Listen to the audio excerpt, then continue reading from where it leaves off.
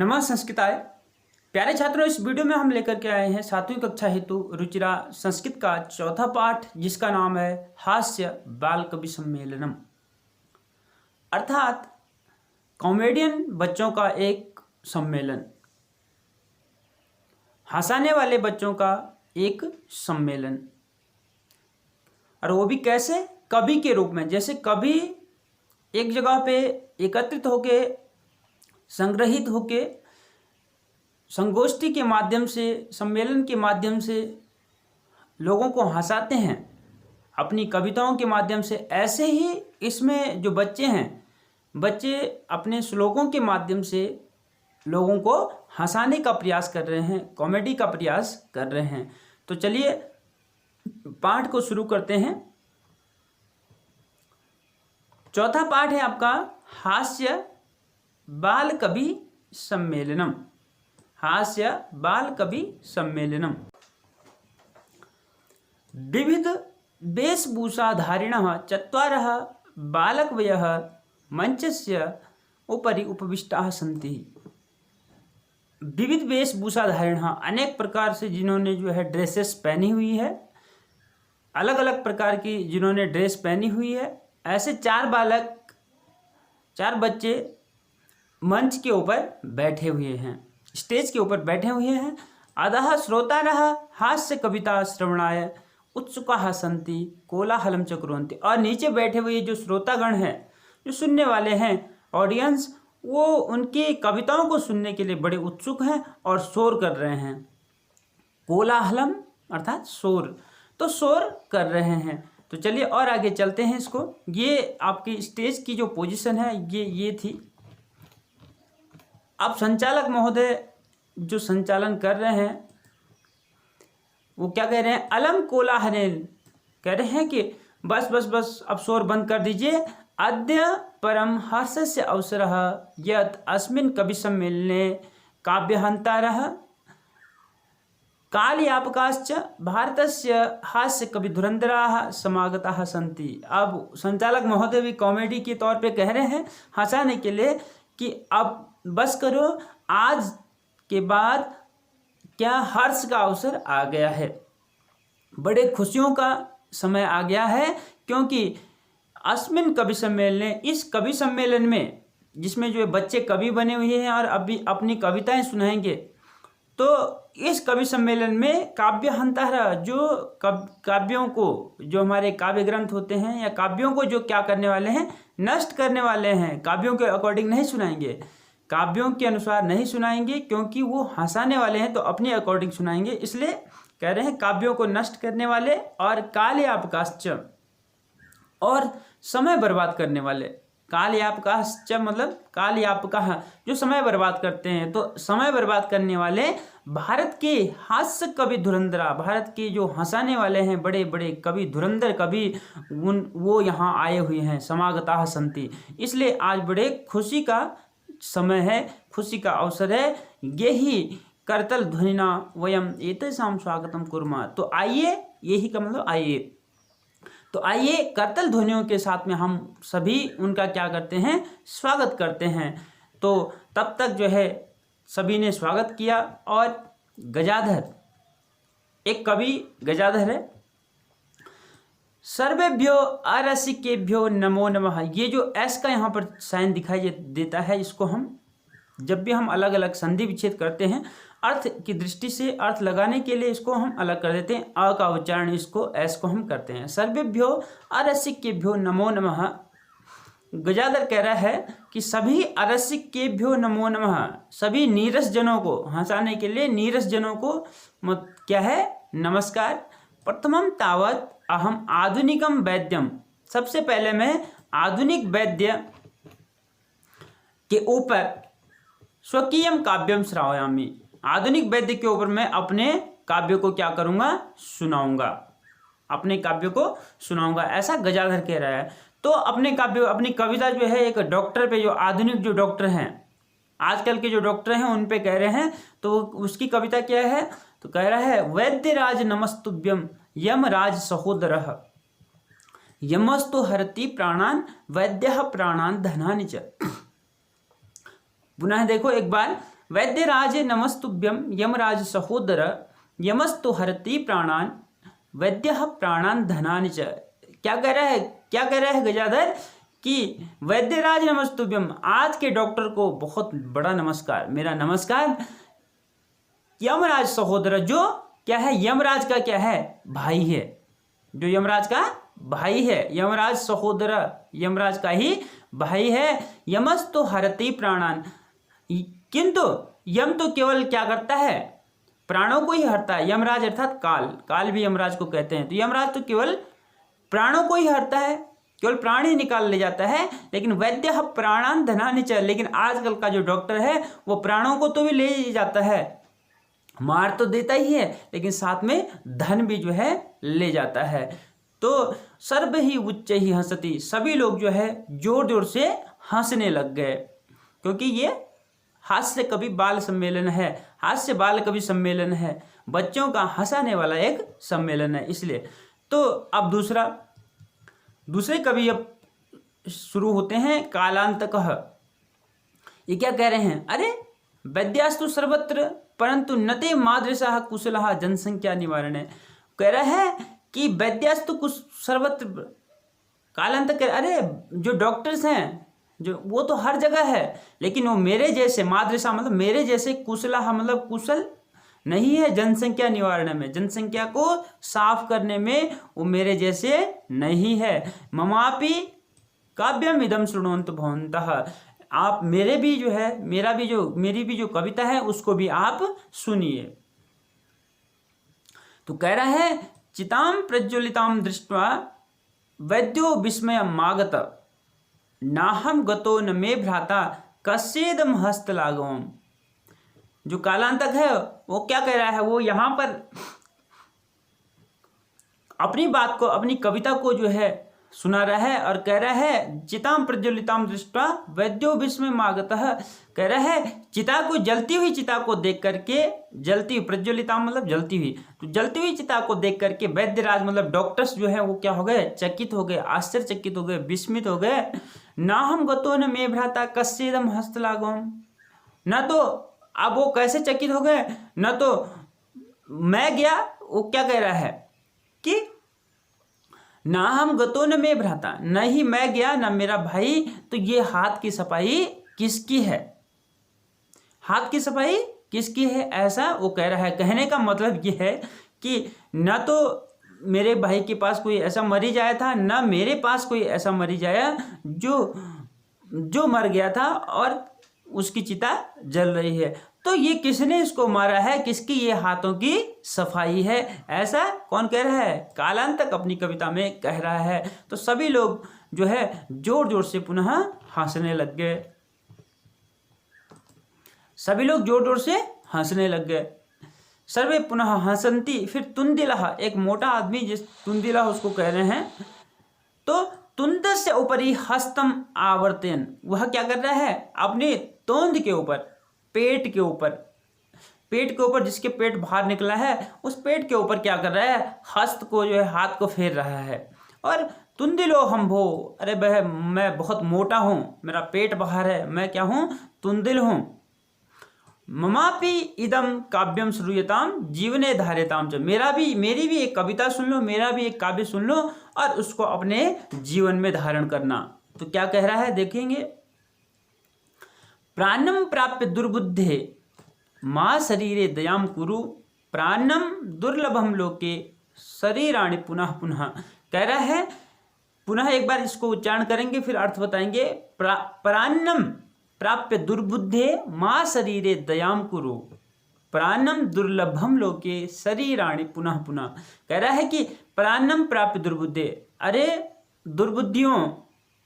दुर्बुद्धियों जिनकी बुद्धि जो है नाश हो गई हो, तो कह रहा है कि अरे दुर्बुद्धियों प्राणम प्राप्य, क्या कह रहा है कि प्राणम प्राप्य, दूसरों के, प्राणम मतलब दूसरों का जो अन्न है, तो उसको प्राप्त करके माँ शरीरे दयाम करो, शरीर पे कोई दया मत करो, खूब खाओ, दूसरों का जो अन्न है उसको खूब खाओ। तो कह रहा है ये शरीर पे कोई दया मत करो, जितना हो सके उतना खाओ। प्राणम दुर्लभम लोके शरीराणि पुनः पुनः, कह रहा है क्योंकि प्राणम, दूसरों का अन्न जो है इस संसार में दुर्लभ है।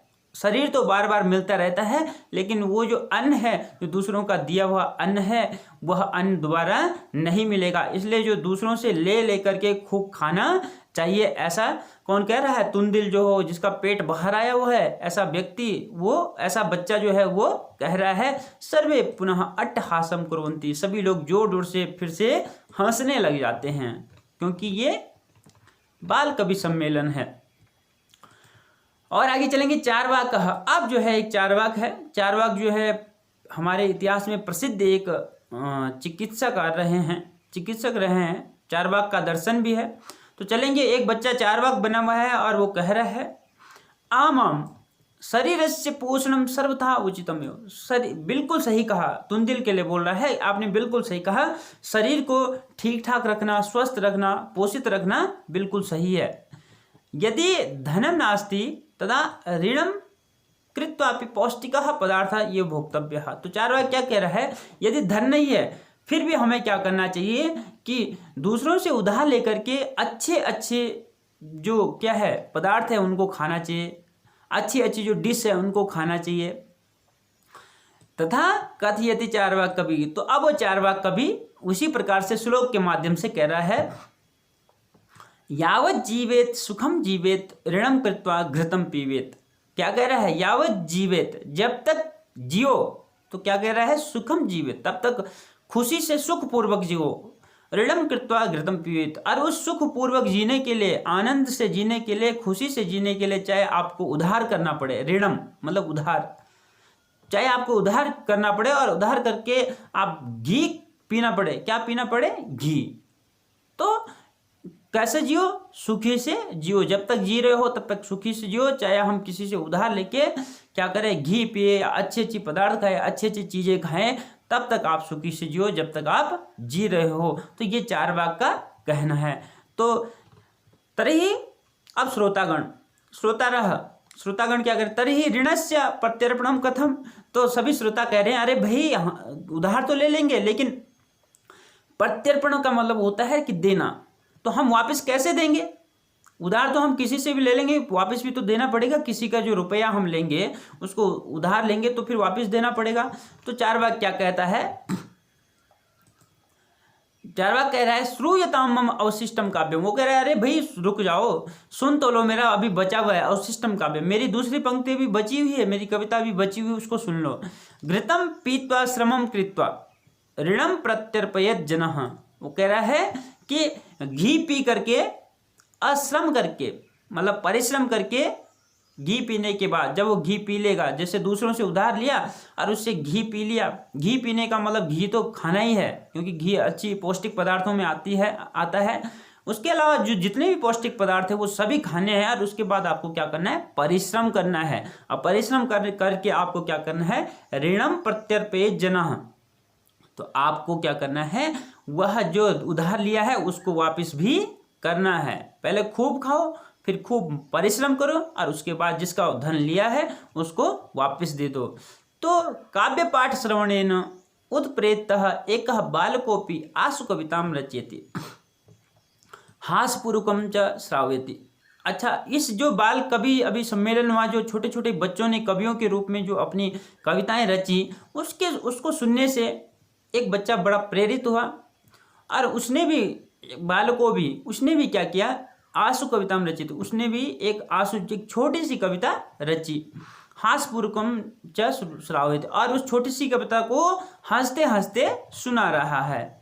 तो वो कविता क्या है? वो बालक कह रहा है, यहाँ पर देखेंगे, बालक कहता है, वो छोटा सा जो बच्चा है, श्रूयताम भो ममापि काव्यम। वो कह रहा है कि मेरी भी एक कविता है, उसको भी सुन लो सभी लोग। जो बच्चा प्रेरित हुआ था उनकी कविताओं से, तो कह रहा है, गजाधरम कविम चैव तुंदिलम भोज्य लोलुपम। कह रहा है, गजाधरम कविम चैव तुंदिलम भोज्य लोलुपम कालांतकम तथा वैद्यम चारवाकम च नमाम्यहम। वो कह रहा है कि इन चारों कवियों के लिए कह रहा है, किस किस के लिए? गजाधर सबसे पहले आया था, तो गजाधरम कविम चैव, गजाधर कवि को, और च एव, और तुंदिलम भोज्य लोलुपम, और तुंदिल को जिसका पेट बाहर आया है, ऐसे उस बच्चे को, ऐसे उस कवि को जो क्या है, जो भोज्य लोलुपम, जो खाने का जो है क्या रहता है, लालसा रखा रहता है, जिसको केवल खाने की ही पड़ी रहती है, वो भोज्य लोलुपम होता है।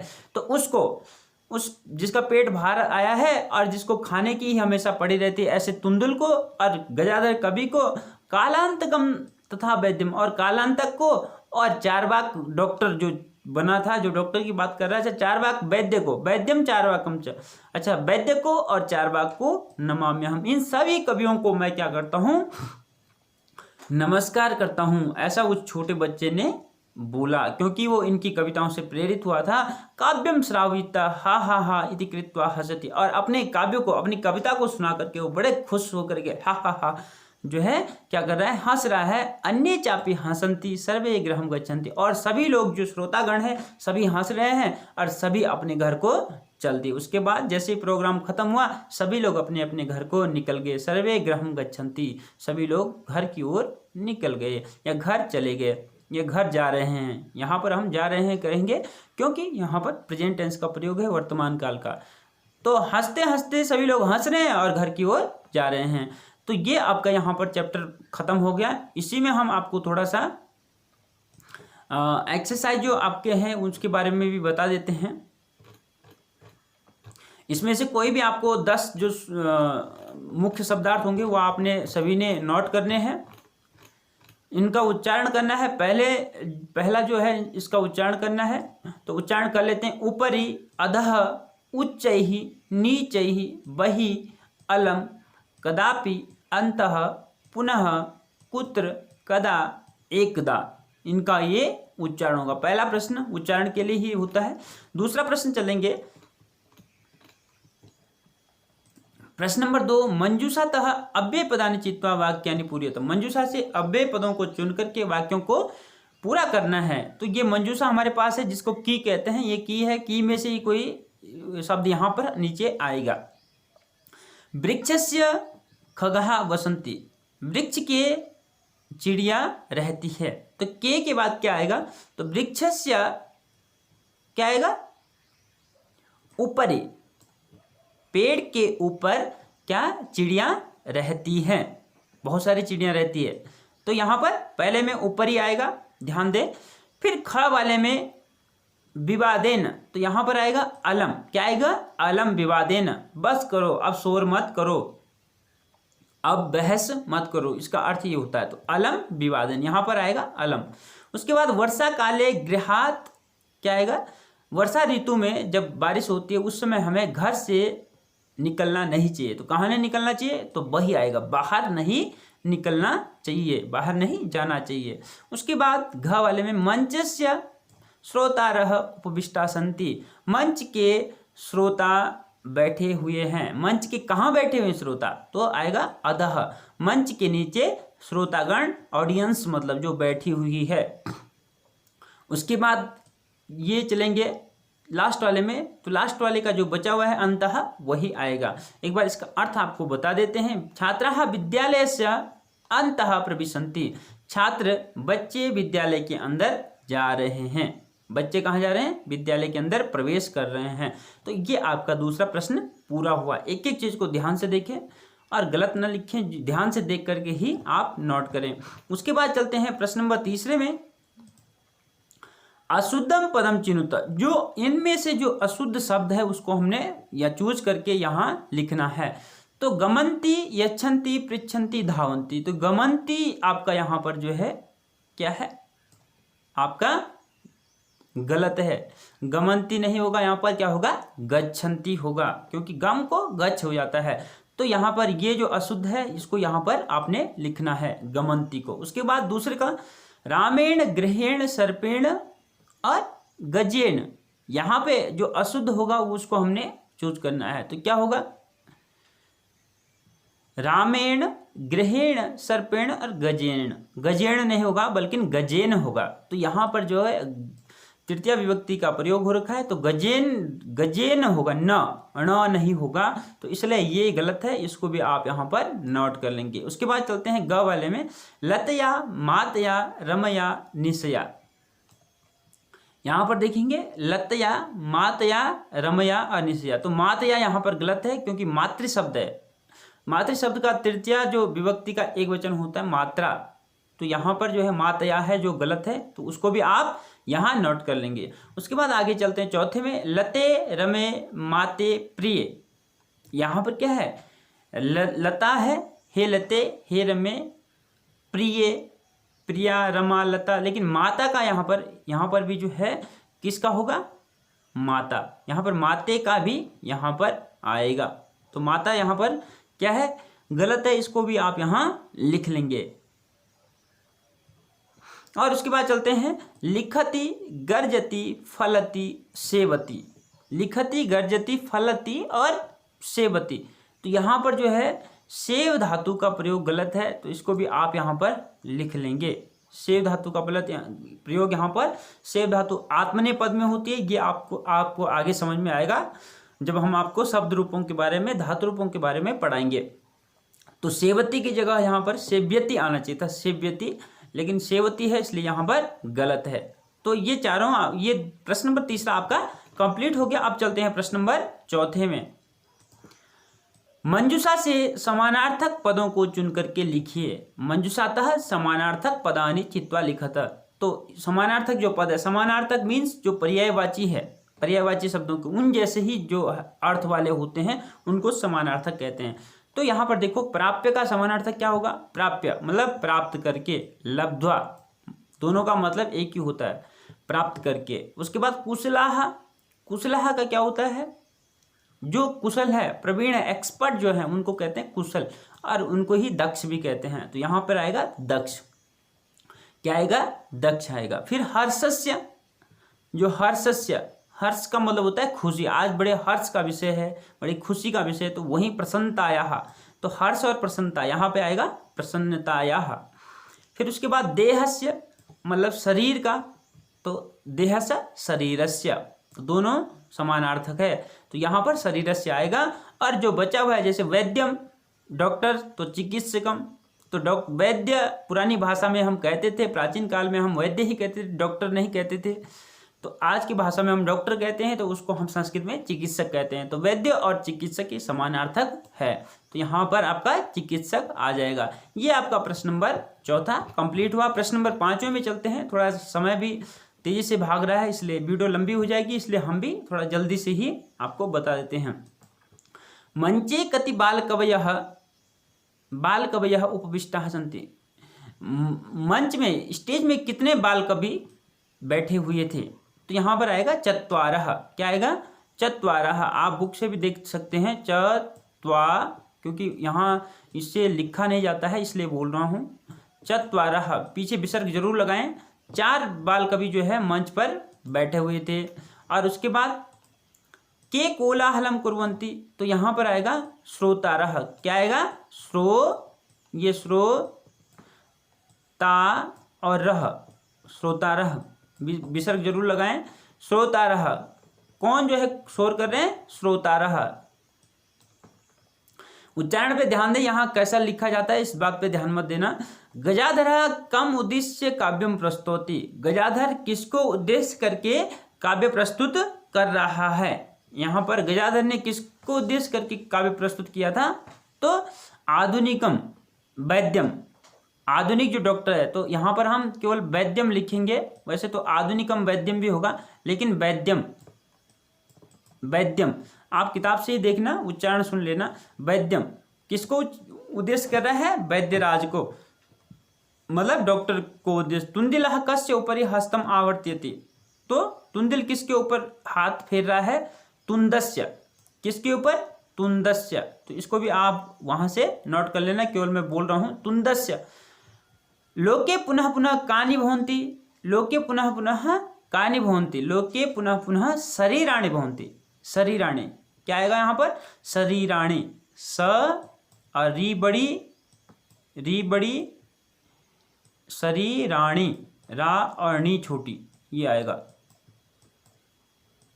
शरीराणि। लोके पुनः पुनः शरीराणि भवन्ति। किम कृत्वा घृतम पिए, तो यहाँ पर ऋणम, जो श्लोक में था ऋणम, ऋणम कृत्वा, क्या आएगा, ऋणम, ऊपर बिंदु आएगा तो ऋणम।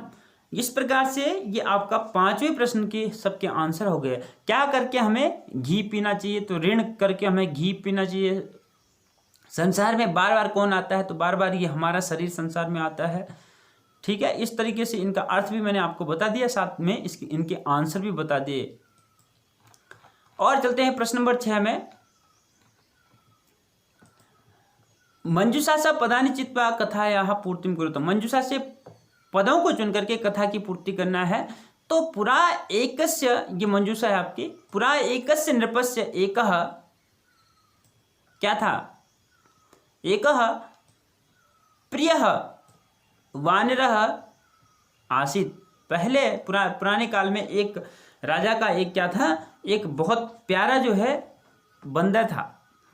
एकदा नृपः, ध्यान देंगे पहले वाले में प्रियः आएगा। एकदा नृपः, एक समय राजा क्या था, राजा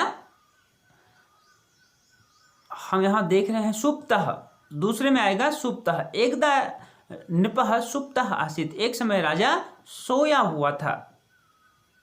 वानरः, वानरः बारंबारम, नहीं बारंबारम नहीं आएगा यहाँ पे, वानरः व्यजनेन, यहाँ पे आएगा व्यजनेन, ये तीसरा आएगा। ध्यान दें, पहला ये प्रिय है, दूसरे में सुप्तः आएगा और तीसरे में आएगा व्यजनेन। फिर से एक बार बताता हूँ आपको, पहले में आपका आएगा, ये पहला होगा, ये पहला है और ये दूसरा है, और ये व्यजनेन में तीसरा आएगा। और जब राजा सोया हुआ था तो बंदर उनको जो है क्या कर रहा था, पंखे से जो है हवा दे रहा था, तम अभिजेत, उसकी रक्षा कर रहा था मतलब। तो क्या हुआ उसके बाद, तदेव एका नृपस्य नासिकायाम, तो तदेव उसी समय एका मक्षिका, चौथे में आएगा मक्षिका, एक मक्खी, नृपस्य नासिकायाम उपाविशत, पांचवें में आएगा उपाविशत। उसी समय एक मक्खी आकर के राजा की नाक में बैठ गई, नाक के ऊपर बैठ गई। और आगे चलेंगे, आगे चलेंगे, ये सब कुछ मिट जाएगा। तो जितने 5 करवाए इनको पहले आप लोग नोट कर लो, ये 5 आपके हो गए। और आगे चलेंगे, और जब वो राजा की नाक पर बैठ गई, यद्यपि वानरः बारंबारम, यहाँ पे आएगा बारंबारम, ध्यान दें, ऊपर करूंगा तो पता नहीं चलेगा, यहाँ पे क्या आएगा बारंबारम, छठे पे आएगा बारंबारम।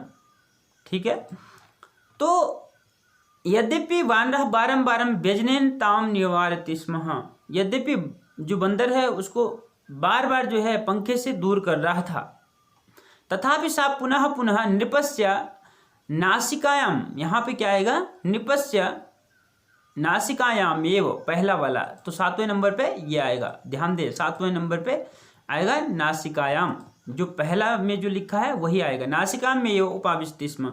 तो जब बार बार बंदर उसको पंखे से भगा रहा था, फिर भी वो राजा की नाक पे बैठ रही थी। अन्ते सह मक्षिकाम हंतुम, अन्ते सह मक्षिकाम हंतुम प्रहारम अकरोत, तो किसका प्रहार उसने किया, तो हम चलते हैं 8वें पे। 8वां जो है हमारे पास खड़गेन, ये 8वां होगा, तो खड़ग से उसने प्रहार किया, 8वें नंबर पे खड़गेन आया। अंत में उसने क्या किया कि खड़ग से जो है उस मक्षिका पे प्रहार किया, मक्षिका को मारने के लिए, मक्खी को मारने के लिए। मक्षिका तो उड्डीय, मक्षिका तो उड़ गई, लेकिन क्या हुआ, तो कह रहे हैं उसके बाद क्या आएगा, छिन्ना, छिन्ना यहाँ पर 9वें नंबर पे आएगा, छिन्ना। तो यहाँ पर क्या हुआ, मक्षिका तो उड्डीय, नासिका आएगा, यहाँ पे आएगा क्या, छिन्ना, सॉरी छिन्ना यहाँ पर नहीं आएगा, यहाँ पर आएगा दूरम, 9वें पे आएगा आपका दूरम। मक्षिका उड़ करके दूर चली गई, दूरम गता, दूर चली गई, किंतु खड्ग प्रहारेण नृपस्य नासिका छिन्ना अभवत, यहाँ पर आएगा छिन्ना, यहाँ पर क्या आएगा आपका, छिन्ना आएगा यहाँ पर। ठीक है, उसके बाद अतएव उच्यते मूर्ख जने सह मित्रता नोचिता, अत इसीलिए कहा जाता है। अब यहाँ पर आएगा आपका जो ये जो आएगा यहाँ पर, ये लास्ट में आपका अंतिम में आएगा कि मूर्ख जनों के साथ में जो है मित्रता उचित नहीं होती। तो इस तरीके से आपका ये क्रमशः हमने एक एक करके बता दिया, आपको देख करके आप एक एक चीज़ को सही ढंग से भरें। तो प्यारे छात्रों, ये आपका चैप्टर नंबर, अच्छा एक प्रश्न और बचा हुआ है, उसको भी हम कर लेते हैं। प्रश्न नंबर 7 है, विलोम पदानि योजित। विलोम पदों को हमने एक दूसरे से मैच करना है, तो उसको भी हम मैच कर लेते हैं। चलिए, अधः, अधः का, अधः मतलब क्या होता है? नीचे, ठीक है। तो अधः का जो होगा वो क्या होगा? ऊपरी, ऊपर। अंतः मतलब अंदर, तो अंदर का जो विलोम होगा वो होगा बही, बाहर। दुर्बुद्धे, जिसकी बुद्धि बेकार है, दुष्ट बुद्धि वाला, तो उसका होगा सुबुद्धि, अच्छी बुद्धि वाला। उच्च ही का होगा नीचे ही, उच्च ही का मतलब जोर जोर से, नीचे का मतलब कम। दुर्लभम का होगा सुलभम, दुर्लभम का सुलभम। इस तरीके से यह आपका 7वां प्रश्न भी कंप्लीट हो गया। तो प्यारे छात्रों, आज जो हमने यह चैप्टर आपको पढ़ाया, इसको आप अच्छी ढंग से, उम्मीद करता हूँ आप अच्छी ढंग से इसको समझ गए होंगे अच्छे प्रकार से, और आप लिखेंगे भी इसको अच्छे ढंग से। तो मिलते हैं प्यारे छात्रों दूसरी वीडियो में दूसरे भाग के साथ। तब तक के लिए नमस्कार, धन्यवाद।